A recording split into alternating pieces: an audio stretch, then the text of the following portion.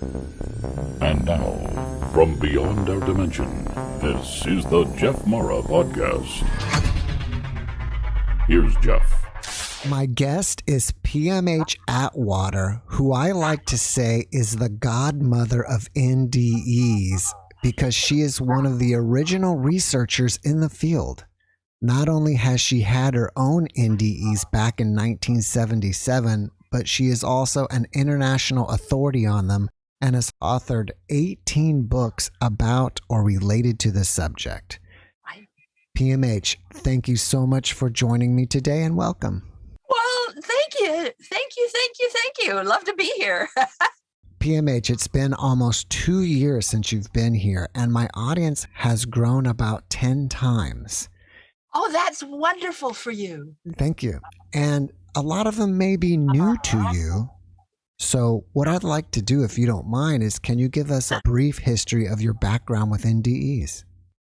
Well, yes. My background is I died. I died three times in 3 months in 1977. I was living then in Boise, Idaho. I had been raped. I got pregnant. There was a miscarriage, and all of my deaths were because of the miscarriage.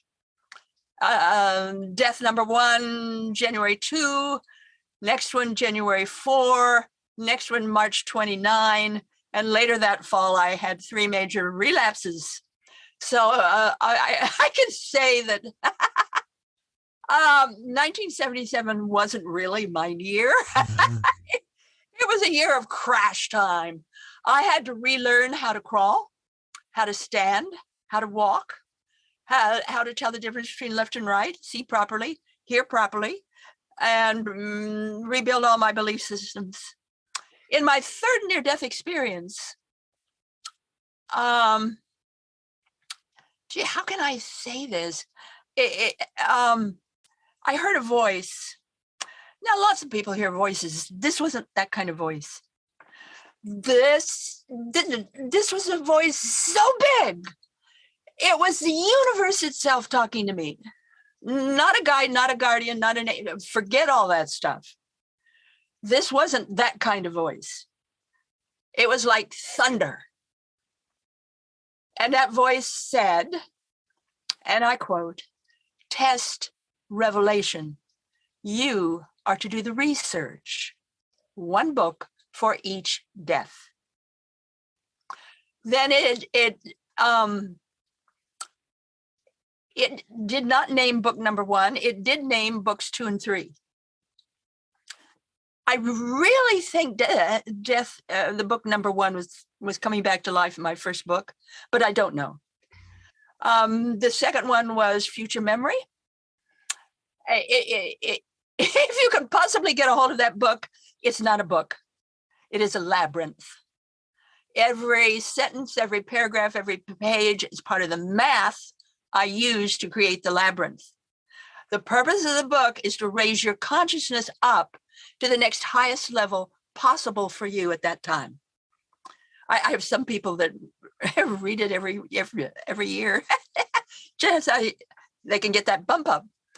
The third one was a manual for developing humans. We forget that maybe 1,500, 2,000 years ago, the word for God was Hugh. Mm-hmm. Hugh was the sound of God. So human was God-man, God-woman. This idea then that the sound Hugh is God. So a manual for developing humans is quite literally our identification as co-creators with the Creator. We all are. Every one of us are. In the first grade, are you taught to be a human being? No. Second grade, third grade, maybe the 10th? No. So this book really brings you to that point of who you really are. And it begins with teaching you and then helping you with language and with thinking. How do you speak? All this kind of stuff. It's the kind of things that all of us need to know, especially near-death experiencers. The first thing a near-death experience must learn is to learn how to think again, how to speak again, because you don't know. You've been elsewhere. You've been in another realm. You've been exposed to realities that you're not aware of, that may be frightening to you or wonderful to you, either way. And how do you deal with it? Well, when you come back, how do you talk about it? You don't know what to do. So the Manual for Developing Humans teaches you in very easy ways. There's all kinds of wonderful things in the book, including how to do an acupressure facelift. I mean, why just exercise your body? Exercise your face. And so, it's a wonderful book. Let me ask you something here real quick. Now, I think it's fascinating that you brought up Hugh. Are you an echist? Not really, although I know about them. Because I know all about them. I had a guest once. He had an NDE and he was damaged so badly from a car accident that in the hospital they were waiting for him to die so they could harvest his organs. And throughout the night he was chanting Hugh, like people from Eckankar do. And he was going in and out of consciousness, and into NDEs. So I've just, when you said that, it made me curious about that. I'm very well acquainted with Eckankar, but Hugh, the sound of the universe, the sound of God, the sound of all that is truly a powerful sound, and it's a powerful being, and it's a powerful reality. It's who we are as the powerful people we are. So certainly a Manual for Developing Humans is just that. Mm-hmm. It helps us to be who we really are. And then certainly since then, I started my research in 1978. The following year, I met Elizabeth Kubler-Ross at O'Hare Airport in Chicago. And her plane was late to Europe, so we sat down on a bench and talked like a couple of schoolgirls for well over an hour. And I told her what I went through with my 3 experiences. And she told me about the near-death experience. I did not have that term. She gave me that term. She said I was a near-death survivor. She did not use experiencer. She said survivor. And I really felt like a survivor. So it was from her that I learned about the phenomenon. I never heard of Raymond Moody or his book Life After Life, ever. It was all from Elizabeth. And I when I left Idaho, I quit my job. I was employed at the time as a bank analyst. Really, I was a bank analyst, and I quit my job. And I told my boss I'm going to go chase rainbows. And I followed that rainbow, and I went first to the West Coast and watched the sunset silver over the Pacific, and then meandered across the United States to where I could watch the sun rise golden over the Atlantic. And, it was an incredible trip where I could fulfill all my childhood dreams and wishes. And I did that. And the adventures I had in Washington, D.C., that's where I wound up, in Washington, D.C., were just legion, of course, because I'm a Westerner. I come from Idaho, and I didn't know about Eastern speech and Eastern mannerisms and this kind of thing, and I just had one experience after another with that kind of thing. I finally got to the point where I would say to these people, would you please just tell me what you have to say instead of beating around the bush? They beat around they go on and on and on, because I'm very direct, naturally. And when I left Denver and tracking across the United States, I felt like I had left the United States at Denver, and everything else was in Greece.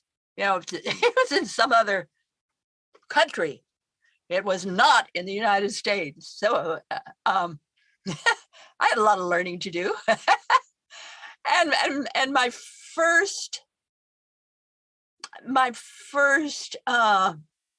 opportunity to talk about my experience was in a police station in Arlington, Virginia, which is wonderful, because my protocol is police investigative techniques, because I'm a cop's kid. I was raised in a police station, and that's what I know, and that's what I use in my work with near-death experiences. And it's a kind of police work that we had in the 1940s, not the kind that we do now, but back then. My dad was always very explicit. He said, the body says more than the mouth does. So you're watching bodies. You're studying them carefully. And you get into people's homes whenever you can. And you talk to their healthcare givers or their neighbors or their children or whatever. You don't just go by what the individual tells you.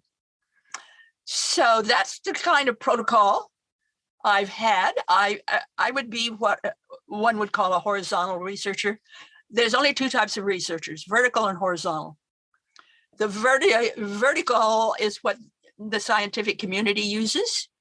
That is to say that they have a form, a frame that they use, where most of them will have written questions that they ask the individual, and they figure out percentages according to answers. A horizontal researcher gets into the after effects deeply, the experience too. You're into the people's homes. If you can, you study them if you can. So it's a very deeper, more broad way of looking at the near-death experience, so you can see all of it. You're not just seeing what a questionnaire lines up as going on. You're looking at the whole picture. So that's what I do. That's what I have done.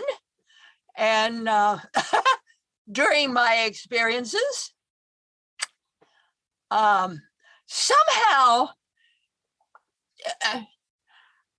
I finally wrote a little book called I Died 3 Times in 1977, and I only printed 50 copies. How a copy ever got to Hartford, Connecticut, I'll never know.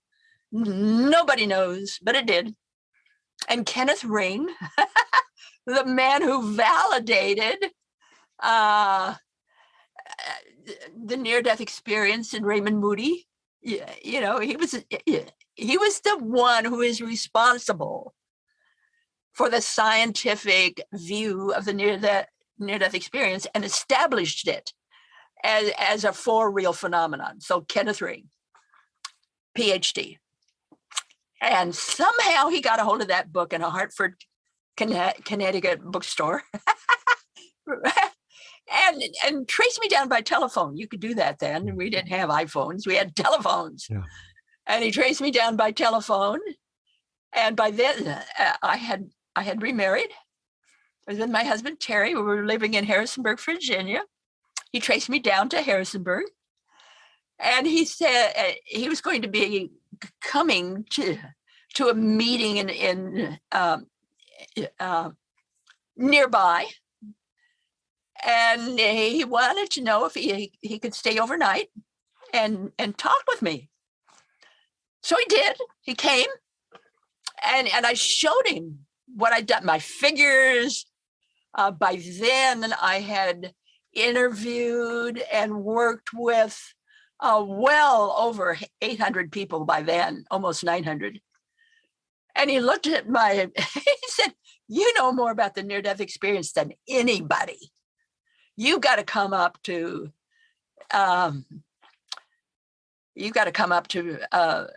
Connecticut and meet your colleagues." Well, I didn't know I had any colleagues. I was just doing what that voice told me to do. Please know, this is what I followed. That voice thunder in my head. This is what I was supposed to do. So I did it. And I've been doing that work for 44 years. And as you said, resulted in 18 books on or nearly about the near-death experience. So I've been doing that work right along. And then suddenly the voice spoke to me again. This year, in August, first time. What were you doing when the voice spoke to you? I was sound asleep. It was 3:53 in the morning. I was sound asleep. It woke me up. And it told me about my next research project.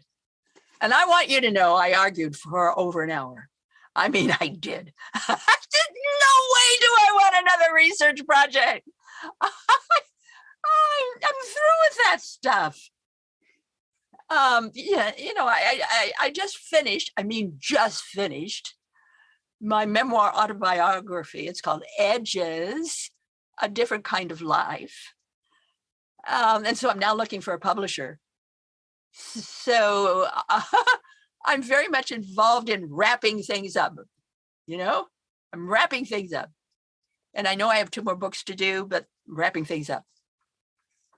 Well, that next book that I'm to do is to be involved in this new research project.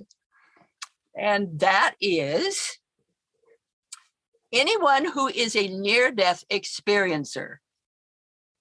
Now that's near-death. I'm not concerned with those people who have nearly died. I'm looking for those people who went through the near-death phenomenon. That is to say, who nearly died or came close to death, did die and come back, who experienced a scenario. An out-of-body experience, maybe a heavenly experience or hellish experience, some kind of storyline. This defines a near-death experience. So I'm looking for those people who either during their near-death experience or within a year afterward had some kind of alien contact or some kind of experience with aliens. And I did run across one person so far. Mm-hmm. So I'm looking for these kind of people. Yeah. I did run across one person so far who had the alien contact 2 days before his experience, which is kind of odd, but And if you have, then I want to know about your near-death experience. I want to know about your alien experience. Please send it to me. My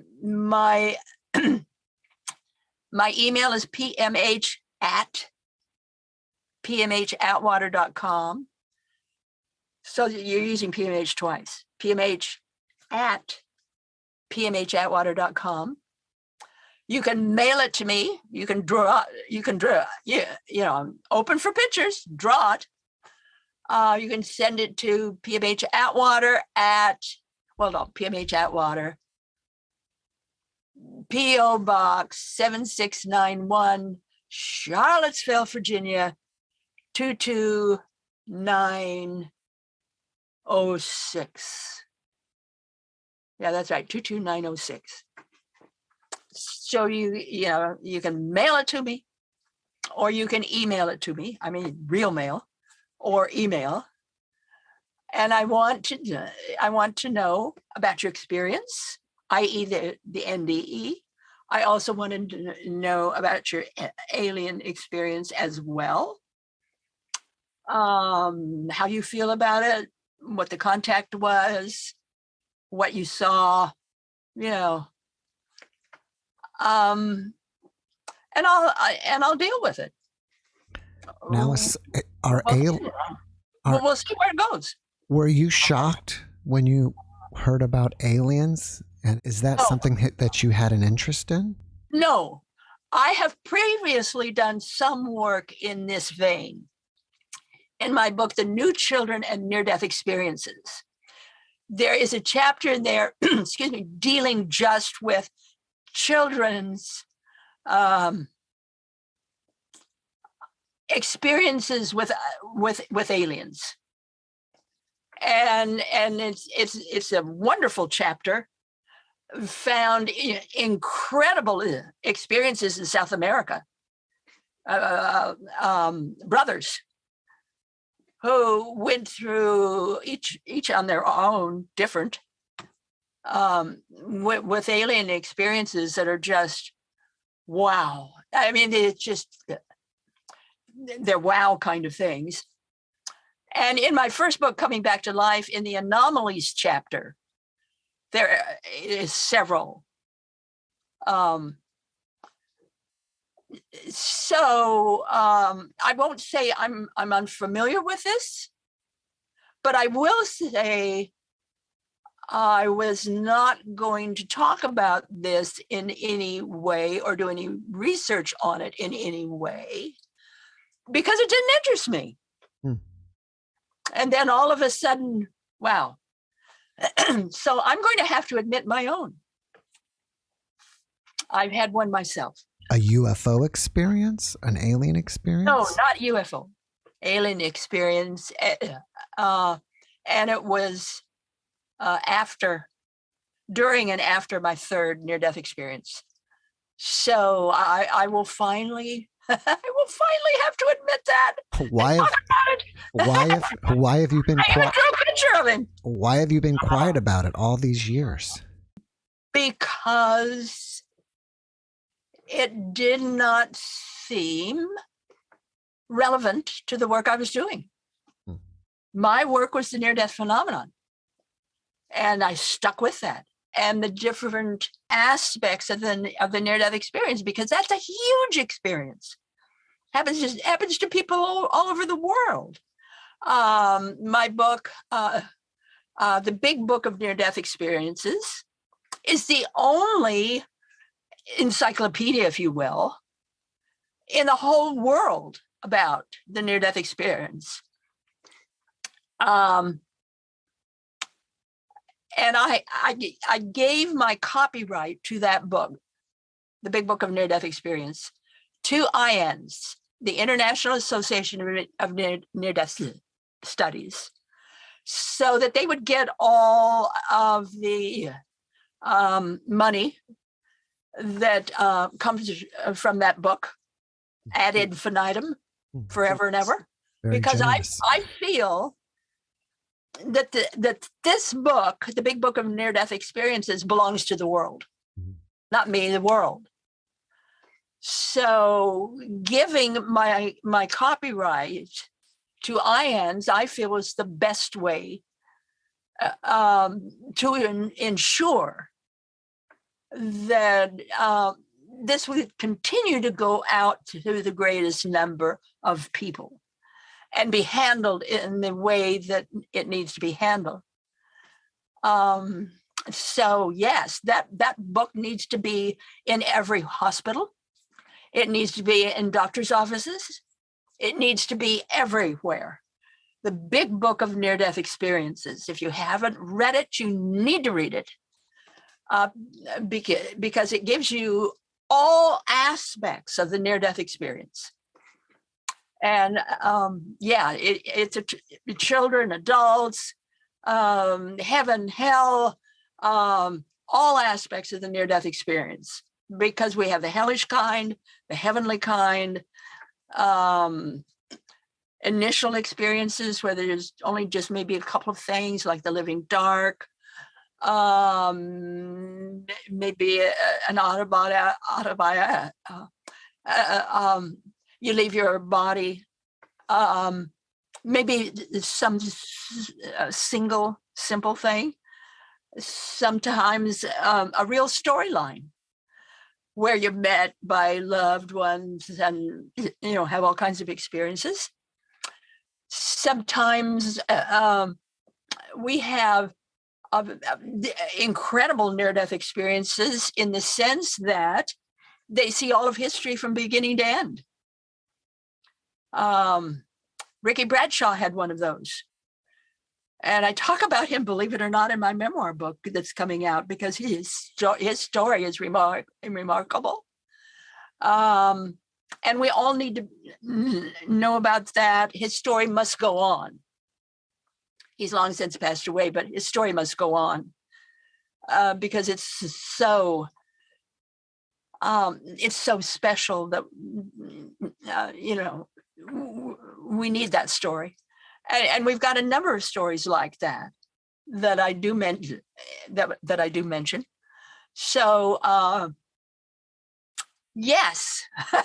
All right. There's something. IANS has the big book. There's something I need to ask you. Sure. Who was the voice that has talked to you, and is it possible that voice is an ET? No, it is not possible that voice is an ET. Who it is, I don't know. What it is, I think, is a better answer. Okay. It's not a who, it's a what. All right. And what it is, I don't know, but I do know that it is almost like the universe speaking. So if you want to think in terms of God, that's fine. But I would invite you to think of what God is, and go beyond your ideas or thoughts or training or feelings about what you think God is. And that's where that voice comes from. When you heard the voice during your NDE, since we don't have ears, was it more like you felt the voice? Like the voice was you? That's really hard to describe, because it wasn't a hearing, it wasn't a feeling, it was an isness. It's like I was wrapped up in that voice. I was wrapped up in the power of that voice. Yes, I heard it, but I didn't hear it like I hear sound. Right. It's like it's all there is. It's all that was. It's all that could ever be. That's what I heard. Now you said something, and I have to ask you. You mentioned body language. So what is some typical things that we should look at when we're speaking or listening to someone tell their story about their NDE? What should we be noticing about their body language? I'm watching the shoulders, I'm watching the hips, I'm watching the arms, I'm watching the head and what you do with your head, who you're really looking at when you're talking. I'm trained in body language.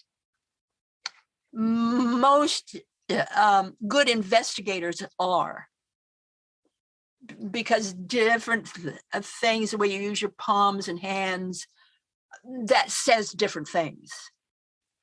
So body language for me, bear in mind, I was raised in a police station. I really was. We're going back now, everybody, to the 1940s, 1950s, in Twin Falls, Idaho. And my dad was a beat cop. That is, he worked the beat and drove the car. Mm-hmm. And sometimes when I would get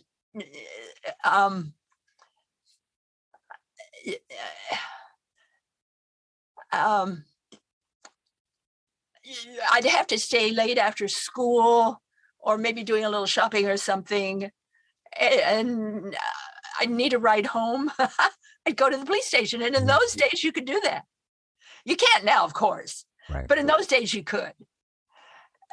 During Dad's coffee break, when Dad would have a coffee break, he'd take me home. So I'd have to sit and wait in the police station until his coffee break occurred. So I was one of those little kids. I would go to the interrogation room, and in those days we had those keyholes, real keyholes. And I'd go up to the keyhole and I'd watch, them interrogating people. I'd listen to them. And always,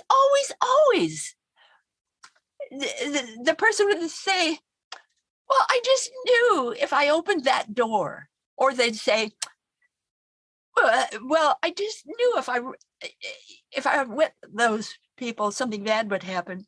And my literal head would say, well, if you already knew, why did you do it, you stupid person?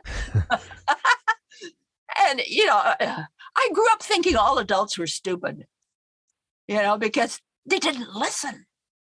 But I grew up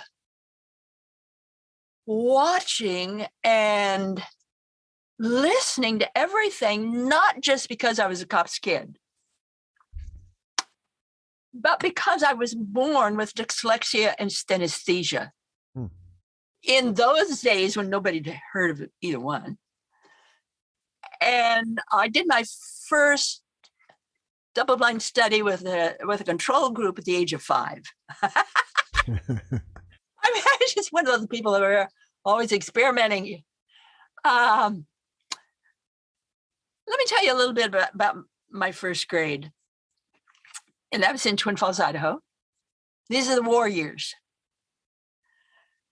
And, well, let me tell you a little bit more. When you'd go to the movies, you paid 12 cents to go to the movies. Not anymore. Really was a long time ago. And kids would go to the Saturday, matinee, and it was early in the morning. And you'd see something like Roy Rogers or, and a serial of some kind and the funnies. But you'd also get a newsreel. And I was seeing Hitler and his goose steppers all the time.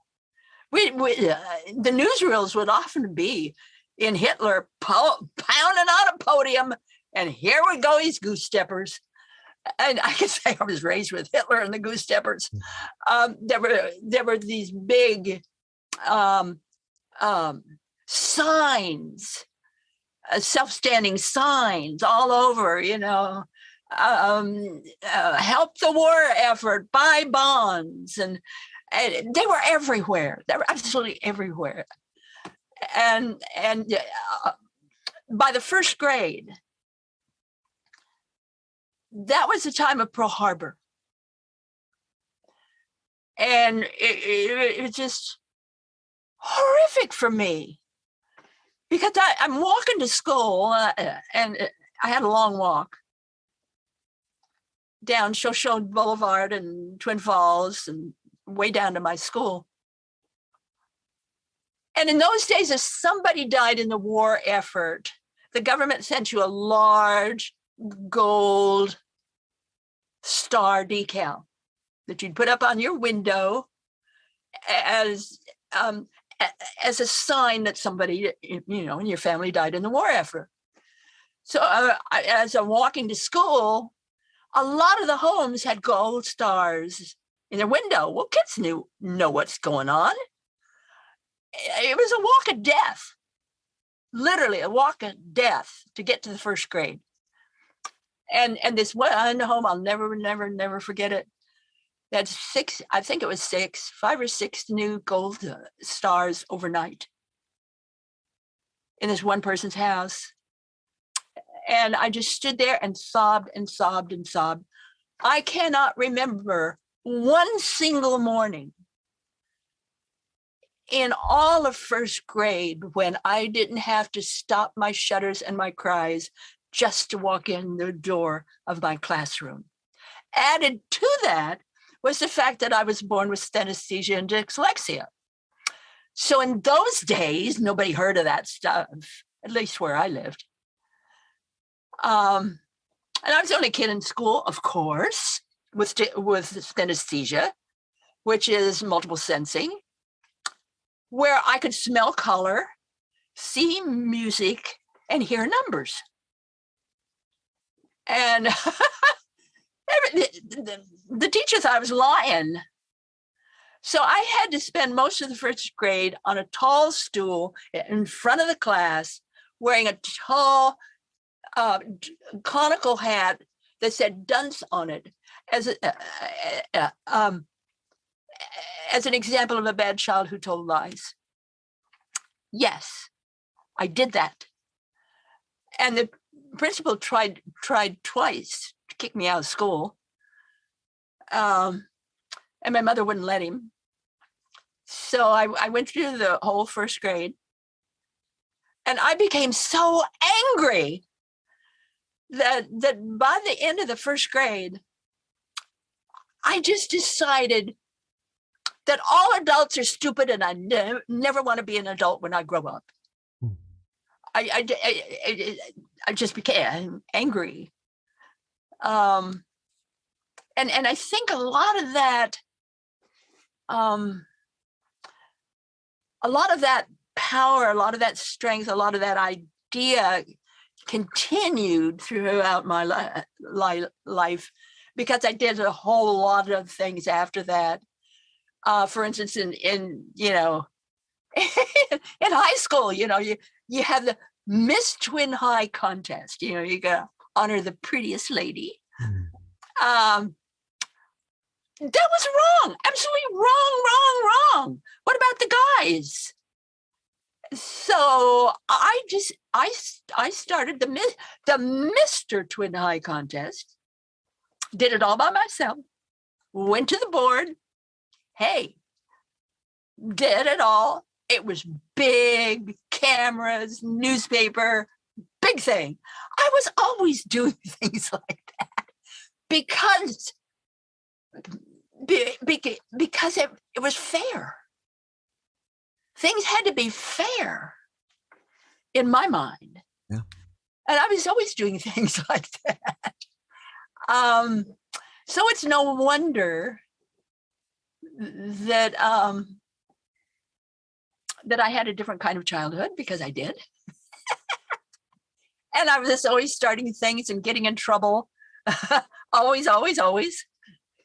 And so it's no wonder to me anyway that after I died, after I went through the horrific experiences and being raped and all that kind of stuff, that this incredible voice would say to me, test revelation. I mean, why not? I was already trained. So I did that voice asked me to do. I did. 44 years. You bet. I did it.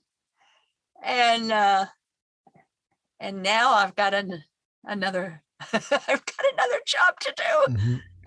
And then hopefully I can just do something easy. You know, I believe it was you that told me that 50% of people who have NDEs wind up getting divorced. Is that, was it you? It's right around 70%, 70 to 80%. Why is that? When you come back, you're a different person. You speak different, you think different. Most of us don't even know how to speak. You have to learn that. How to think, you have to learn that. It terrorizes many. Not all of them make it, by the way. Most of them are able to integrate their experience, but certainly not all of them. My book, The Forever Angels. If you haven't read that, you must. Everybody, you must. Because I focus in that book on children between birth and the age of 5. That group, birth to the age of 5, is not like any other experiencer. And I mean that totally. Because they never had it before. So their view of the near-death experience is completely different than anybody else's. And the way they handle it or don't handle it is completely different. It takes the average near-death survivor, and I'm talking tweens here and teens and adults, 7 to 10 years to integrate their experience. Don't believe anybody who said they did it quicker, because they didn't. I think they did, but they didn't. The average child takes 20 to 40 years. Children do not integrate, they compensate. It's an entirely different view of the near-death experience. Get the book, The Forever Angels.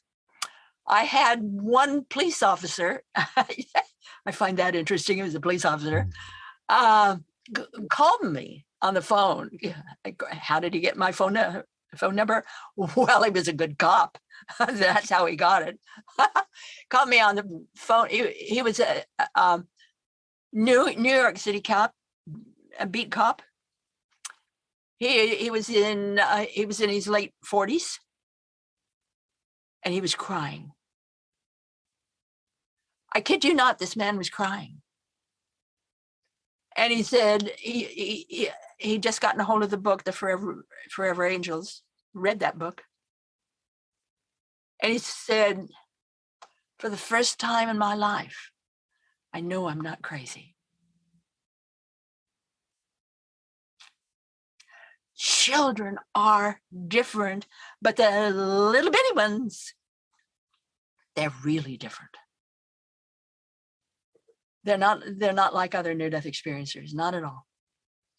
So get the book, The Forever Angels.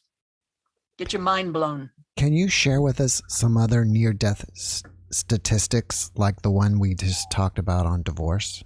Well, I don't carry them all in my head because I like to be precise. You can. Well, one thing I can share with you on children that ought to blow your mind. With children see 3 lights. There's not one, there's 3. And children are very explicit about that. There is this light that that has no color, but it's so powerful. It's an incredibly powerful light. And then there's the black light or the dark light. Often has purple tinges to it. And then there's the white light. Is a the very bla- bright light. is the black light what people call the black void? No, I'm talking about a black light. And the children are very specific about what these lights are. We can go to the void later, but the children are very specific about these lights. They say, well, that white light, that beautiful white light, you can talk to that light. That light knows all about you, and you can talk about that light. That's father light. The black light or dark light, that's very warm and friendly, and you love being in that dark black light. It's just so cozy. That's mother light. And this real powerful light that really doesn't have any color, but it's just so powerful and radiant, that's God's light. And the mother light and the father light come from God's light. So the children are very specific. When you're talking about the void, I experienced the void in my second near-death experience. The void is nothing. There's nothing there. There's no sound, it's absolutely nothing. There is within the void the presence of all that has ever been and all that will ever be. But there's nothing there except there is a shimmer in the void. I would compare that shimmer to a bowl of jelly or jello. And just when you're just about ready to touch that jello, there's just a little bit of a shimmer. You haven't touched it, but you're just about ready to touch it, and there's this shimmer. That's the void. Would you say the void is an intermediate place? That's a tricky term. I wouldn't use intermediate. It's a tricky term.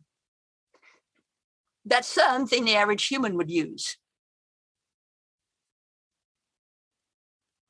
The void, I don't know how I would describe the void except to say it is that potential. It is a potentiality.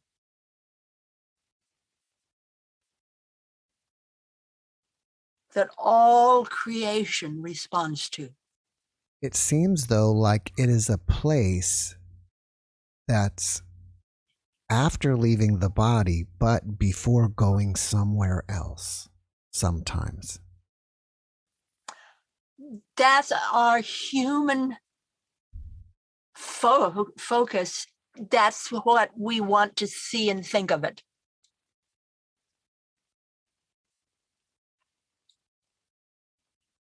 That's why I don't use those terms. Because that's what we like to do as human beings.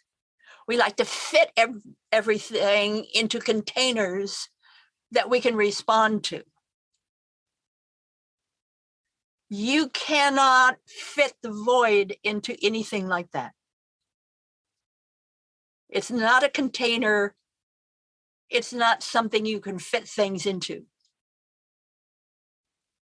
Rather, it is a potentiality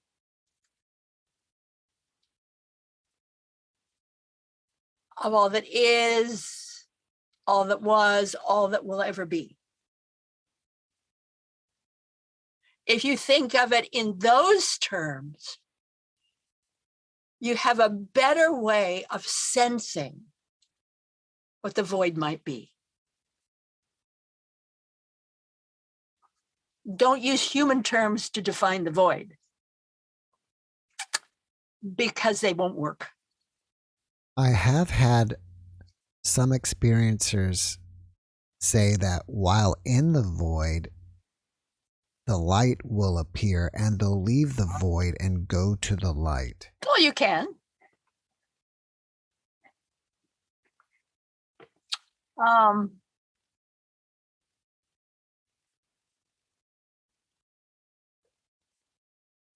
That's kind of a mishmash. Yeah. And we use those kind of terms because we don't know what other term to use. That's a human way of progression. That's a human way of trying to fit it all together. And my sense is it's flat. It really doesn't.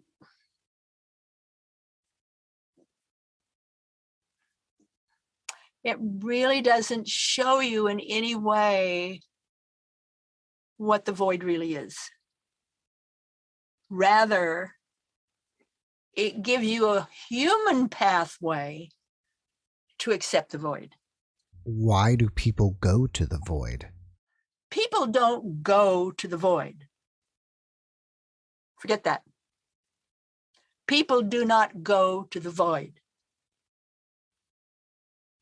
If you wind up in the void, if you are somehow sucked into the void or the void is there,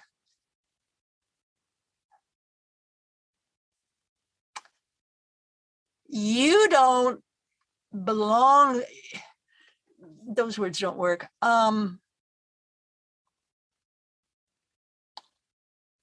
That doesn't happen the way we think it happens. We can say there's choice and suddenly you're in the void, and it can work that way. But that's not what the void is.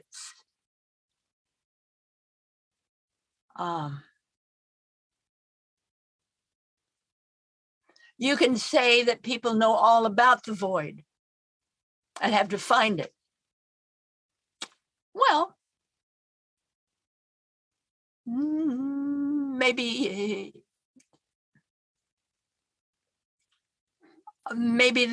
that satisfies their sense of question. That's a tricky thing here. When you're getting beyond what we think is incarnation, and what we think are houses and trash cans and people and dogs and cats and lives. When you get beyond what we think of as a human life in a human place on an earth ball that's spinning in the galaxy, when you get beyond that,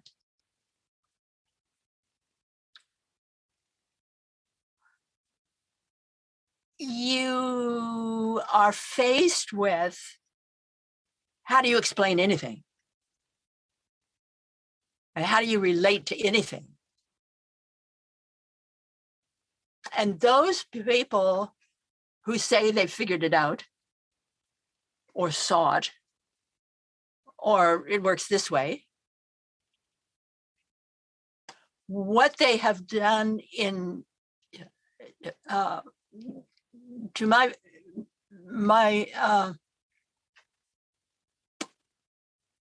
way of thinking is they found a way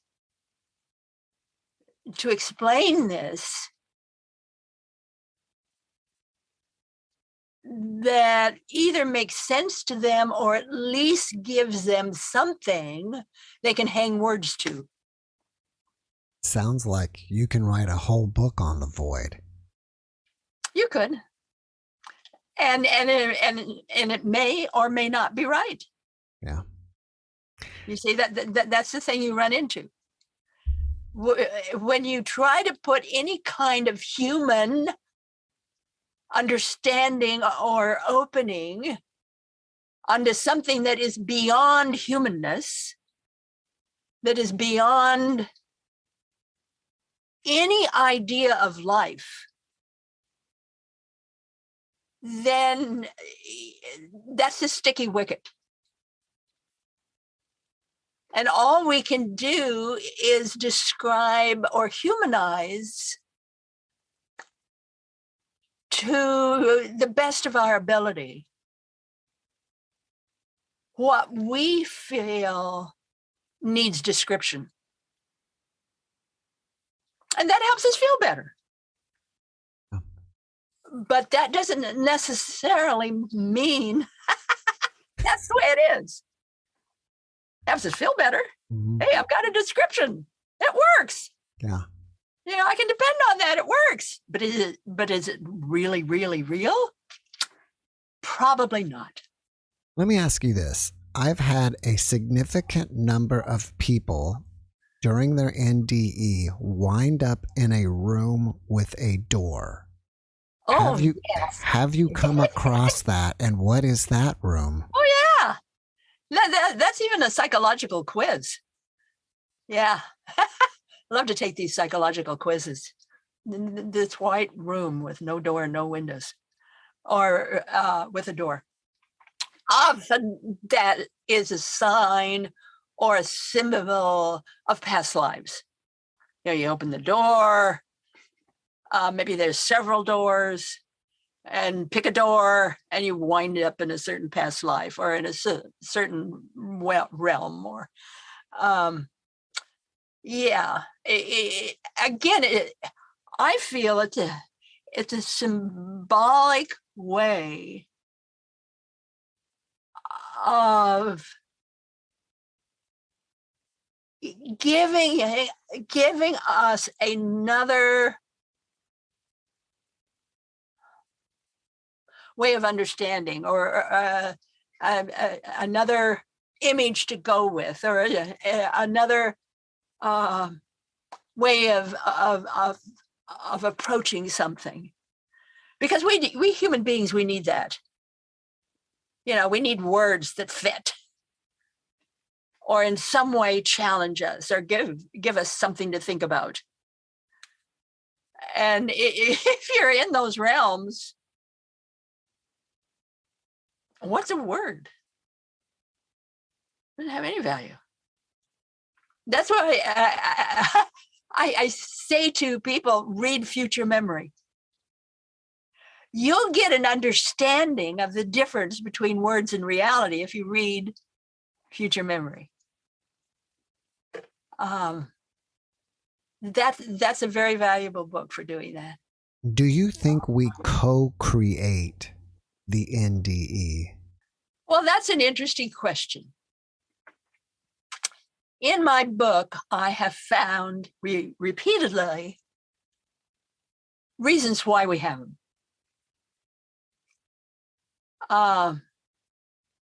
There are conditions in a person's life. They're almost like calling cards. The reasons why we would have a near-death experience. And there's a number of reasons why we might have one. And I've got those all listed for people. If they want to, you can read the Big Book, or I also approach that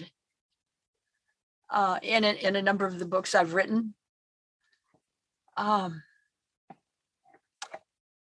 Yes,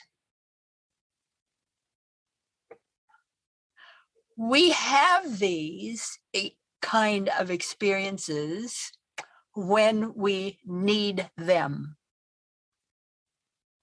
Literally, when we need them. When we need that kind of kick in the seat of the pants. When we need to be challenged. When our world needs to be turned upside down. when we need some kind of ultimate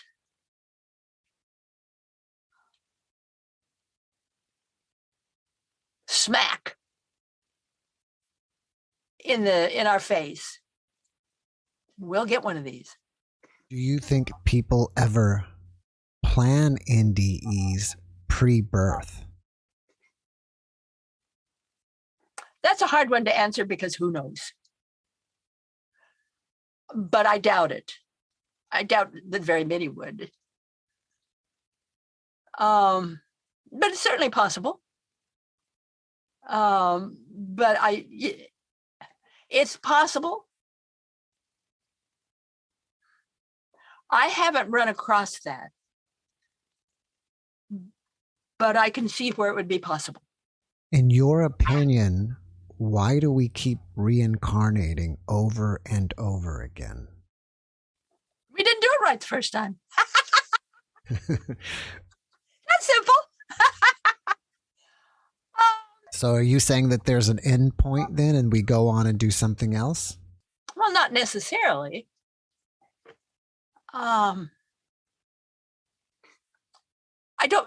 Number one, I don't think anybody knows the real answer. Number two,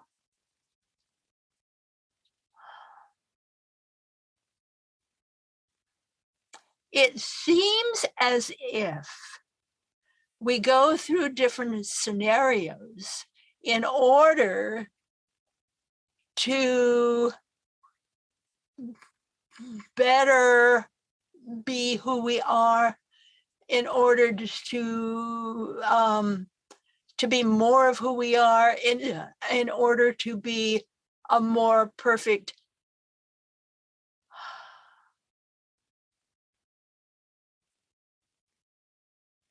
wave in an ocean of realities.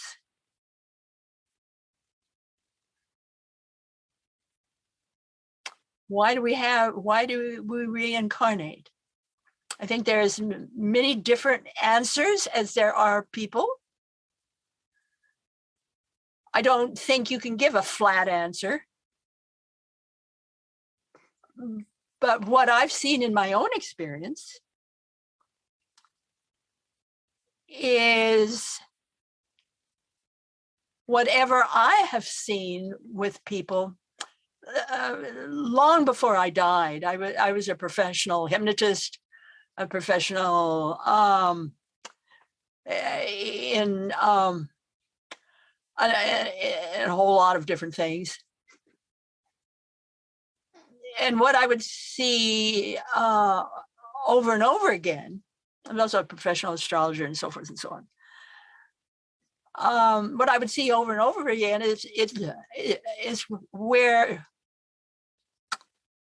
wherever we didn't fully turn off the spigot, so to speak, wherever there was a blind spot or something that needed to be done, this life would be that would be that opportunity where we could finish it off. And you're going to love my new book in that respect, Edges, A Different Kind of Life, because very, very late in the book, I talk about unconditional love and various aspects of my own life in dealing with that. But especially the different places I went across the world where people would invite me to speak and I'd go. And invariably, I would run into unfinished business from my past life. Invariably, over and over and over again. I'd always be doing that. And I got to the point where I began to realize that travel, for me at least, enabled me to finish off a lot of unfinished business in a very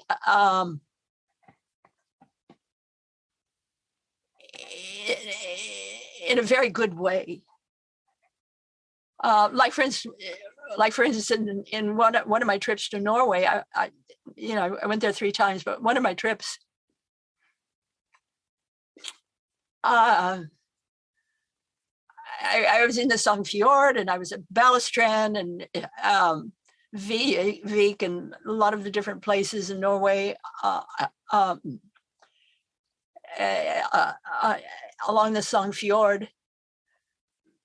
And I came very clearly at Balestrand that I had been a Viking in a past life.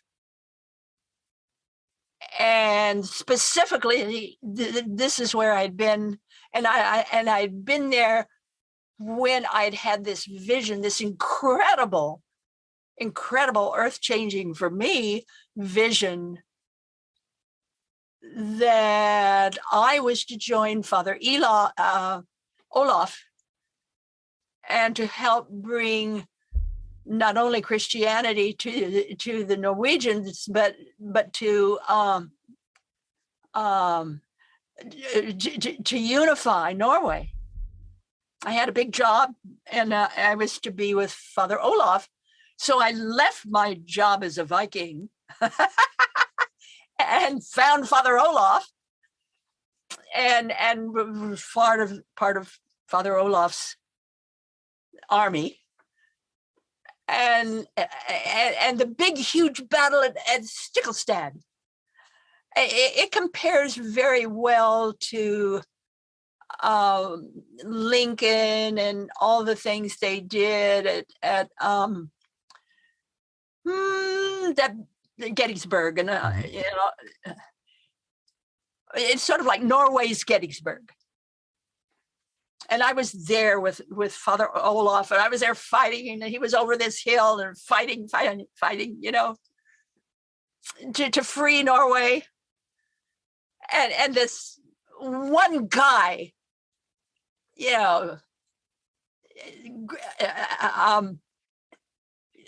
ran a sword through my chest, and feeling like, wonderful. This is a good way to die. I just took it in as, this is wonderful. And Father Olaf on the other hill was also killed. So there I was, with these feelings very real, and I could see it, and I could see the battles. And I went with my friend over this little hill, and it was a little bit beyond the park. And there was a farm there. And right underneath the tractor was where I died. So I took a photograph of it. I have that photograph today. It was so important to me that I found where I died. I mean, it's just so thrilling.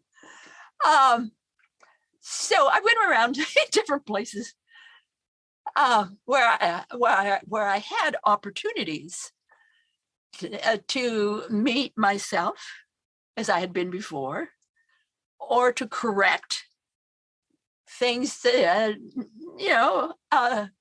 needed correction, or to learn why I'm the way I am today from the way I was then.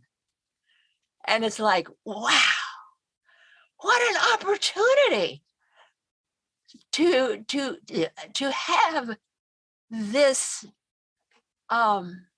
this gift, to be able to put it all together and realize, yes,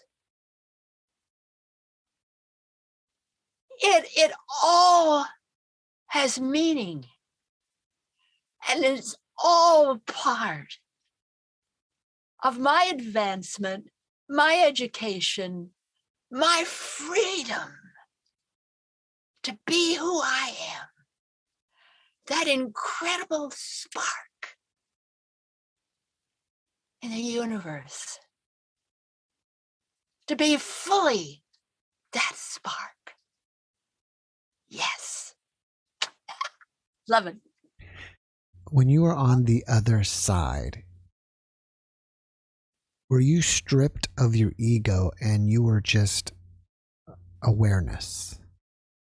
Well, it depends on where. If you're talking about when I met the different parts of me in past lives, no, I wasn't stripped of awareness. I knew. I guess I was just speaking of NDEs. I did not know at the time. No. It was bigger than and more vast than anything I'd had been exposed to before. And I'd been exposed to a lot. But no, it's bigger. What causes a person to have a hellish NDE? Unfinished business. Unfinished business. Period. Can you give me an example? I can give you 2 examples.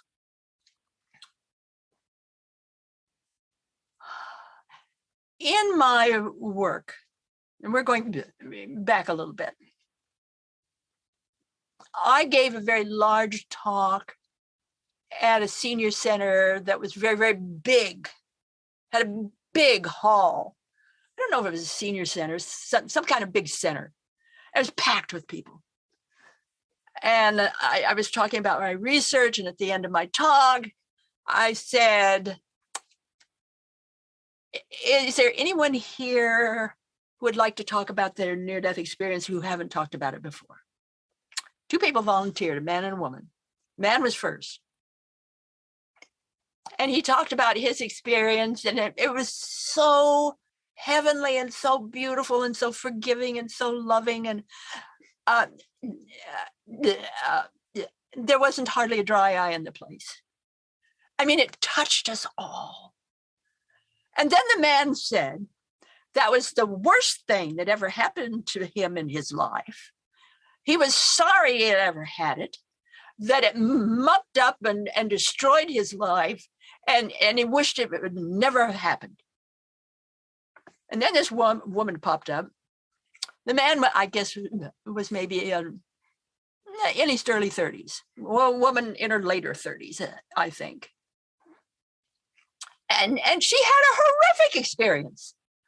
I mean, thunder and big clouds and roaring thunder, and she was in this whirlpool, and she was being sucked down in the whirlpool, and she had to fight to get out of that whirlpool and make it to the bank. And then she she said that was the best thing that ever happened to her in her life, because it proved to her that she could get out of anything, that she had the ability and the knowledge and the chutzpah and the strength to survive anything. And she felt blessed to have had this kind of experience. And there we all were, in this huge room. It must have been 200 or more people.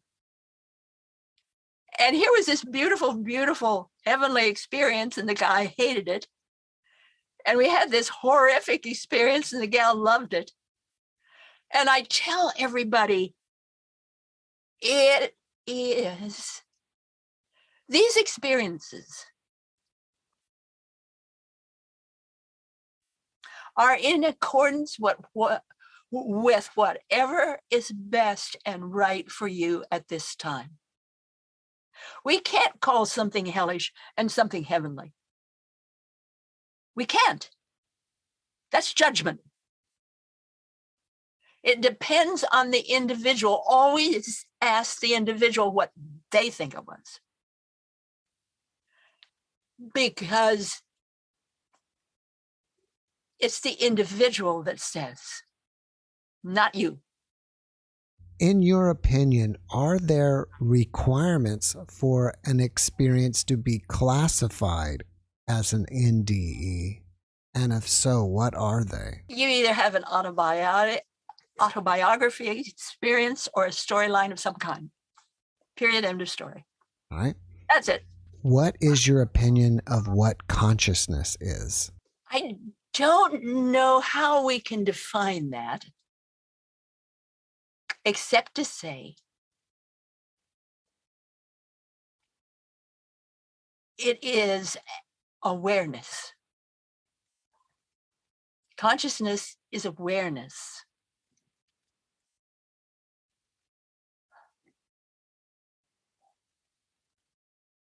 With some kind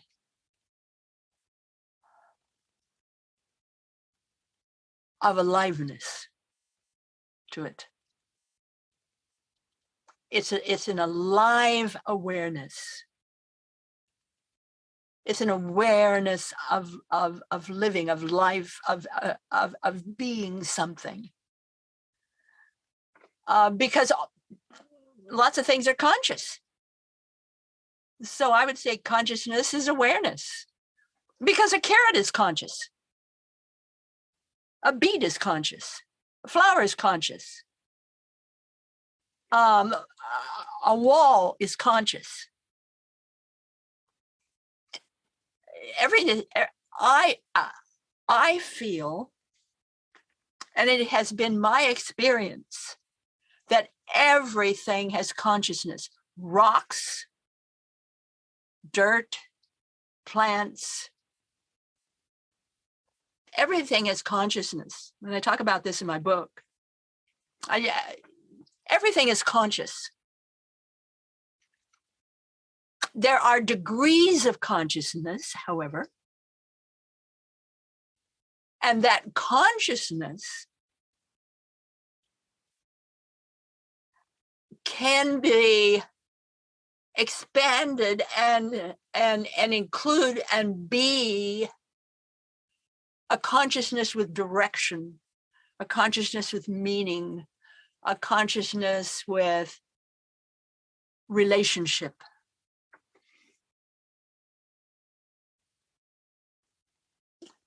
That's how I deem myself, my husband, my children, you. We're a consciousness that has relationship, that has that can project in all directions. We have a consciousness that is more than just existence. Our consciousness has power and strength, and it is far more than just a brain. A lot of people have lost somebody in their life and they are grieving. What kind of advice do you give to those people? Grieving is important. I would never in any way interfere with a person's grieving. But by the same token, I would invite them to bring into their life that essence of who or what they're grieving for. And as they do that, come to realize that grief is healing. That grieving enables them to heal and realize that whatever it is they're grieving about is important, has a place in their life, whether it be a person or, the grief of the loss of a job or whatever they're grieving for, that has purpose and meaning.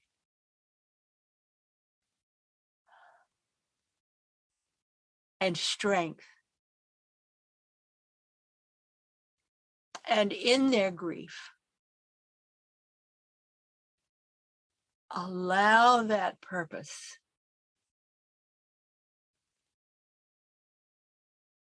to heal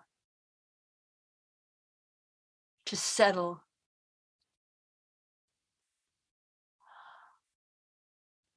And to form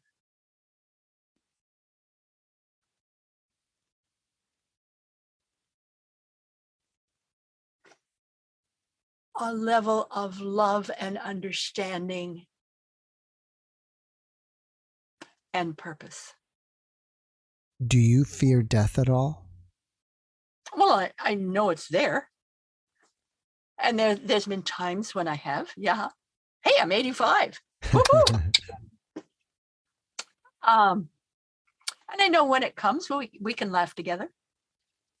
If people want to find out more about you or NDEs, what's the best way to do it?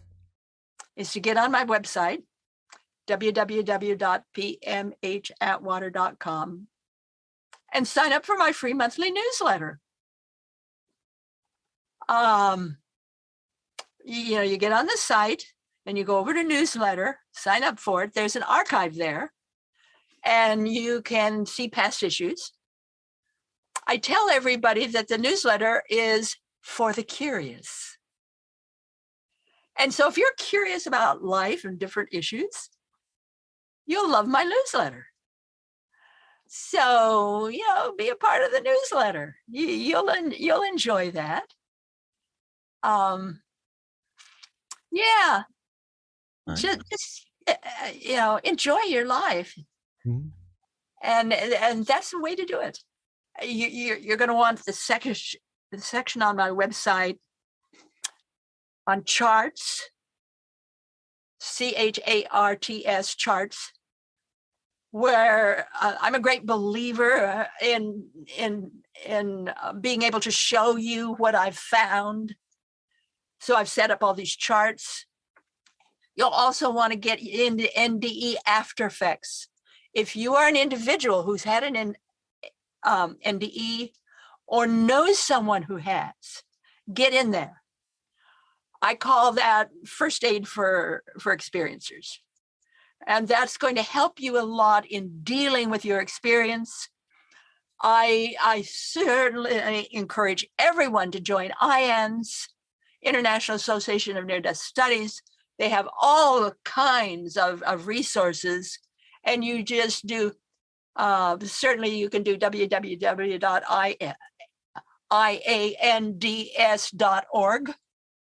or you can just call them services at iands.org.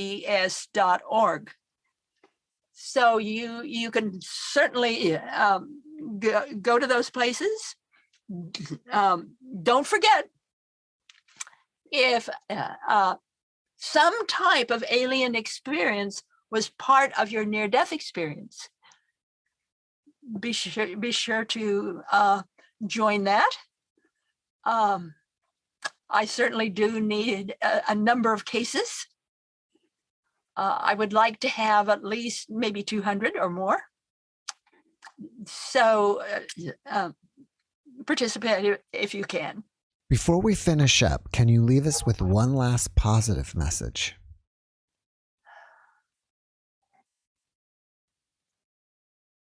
Always there's love. PMH, thank you for that message, and thank you again for joining me today. I really appreciate it, and I wish you massive success in whatever you're doing. You do. Thank you. Thanks for watching the JeffMara podcast. I really appreciate you. Another way to show support is through YouTube memberships. And if you do, there are loyalty badges and other perks depending on your level of membership. All you need to do is click the join button underneath the video to find out more. Thank you for your support.